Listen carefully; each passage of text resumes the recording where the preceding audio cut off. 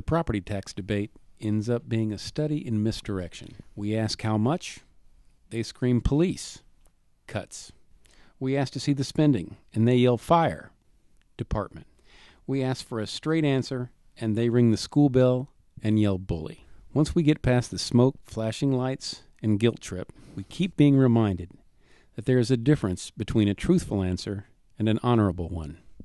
Well, I can tell you the police department, the deputies for the unincorporated Brevard County, which was the one that everybody was so fearful that we'd be laying off 38 deputies. Do you realize that the salaries we pay to the road deputies is just under 1% of our total budget? And the salaries that we pay to the firefighters, just the firefighters, is just over 2% of our total budget. We could give them a 100% pay increase and still be just fine.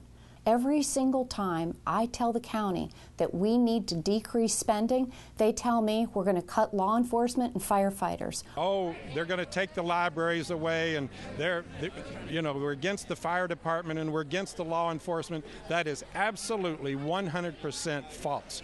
We are for the law enforcement. We need their services, but we need for this county to cut the spending. I think there are a lot of places that we can look to cut spending. 32% of property taxes go for pensions and benefits. That's outrageous. We're paying for their retirement. Currently, Brevard County employees receive 11 holidays every year. We receive 12 vacation days and 12 sick leave days. Now think about it. That is 24 days off in addition to holidays every year. If you don't use those leave days, if you do not use your vacation days year after year, those accrue, and those get paid out to you at the end of whatever your employment term is, assuming you live on good terms. All right? Compare that to the private sector.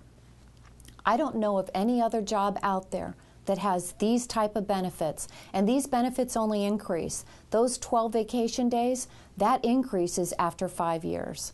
Those sick leave days, the 12 sick leave days, those increase after 5 years. Since 2008, I have recommended to the county government that we cut those 24 days off, the 12 vacation days and the 12 sick days, down to 18. We will still be very comparable out to the private sector. Nobody can complain, and I can tell you, nobody's going to walk off the job because we cut their benefits. That's what we need to do. It's far more generous than any commercial company that I'm aware of. It's absurd. Most people don't use up all of their vacation pay. They save it, they accrue it. Why? You save it for a rainy day. I understand that. But at some point, just like corporate America, we've got to cut it off and say use it or lose it. You have to use it within a 2-year time frame. We let somebody go about 2.5 years ago, and it cost us, in addition to their salary, it cost us probably another $150,000, $170,000 when they left to pay out all of their unused leave. So that's very expensive. Rarely do you see somebody trying to get out of a government sector job. Why? Because of our salary and benefits. So what I'm saying is, if we do not cut pension benefits and vacation pay, holiday pay, all of the extra funds that we receive for health insurance. We go to supporting their pensions, all their expenses, their salaries, and this is what we're up in arms about. You can't keep increasing the size of government, as they say in the federal government, the state government, the local government. We're out of money, and we got to fight it. That's all we can. We don't have any more money. If we don't do something about pension and pension reform, we're going to fall the same way as Greece and General Motors. They do not have enough revenue coming in to cover all of the financial responsibility. I can tell you in general, right, a defined benefit plan I think is obsolete now. You can't go anywhere in the private sector and get a defined benefit pension plan. So just at the highest level, I think the government needs to compete in the marketplace, basically. It used to be if you worked for the government, you drew a lower salary, but you had the great benefit package. Now they have a salary that's in excess of what the private sector folks make, and they've got the defined benefit plans. When county commissioners tell you that they've cut the budget $310 million in the last 3 years, I'll tell you last year we increased spending by almost $40 million. That's the magic of numbers. We can pick and choose what information we share with you in complete deception, but in complete honesty. We did cut the budget. If I cut my vacation budget from $10,000 to $5,000, I cut it 50%. All the while, I'm spending twice as much on my next vacation. That's the confusing part to most people. But it is not. It's a tax increase.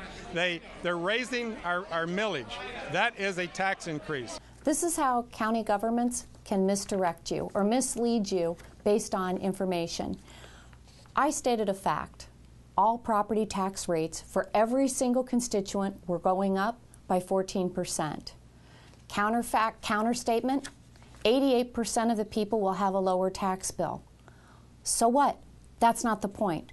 The point is 100% of the people will be paying more in taxes than they would pay if we didn't raise your rate. When somebody tells you that 88% of the people will have a lower tax bill, they're being disingenuous. They're not sharing all the facts. They're sharing what they want you to know, not what you need to know.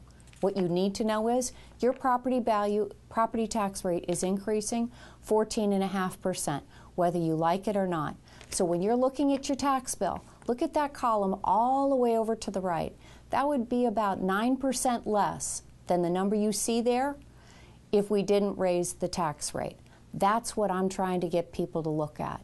Also, you look at the back of your property tax bill, where the property appraiser has listed how much your property value has dropped in the last 5 years since 2007.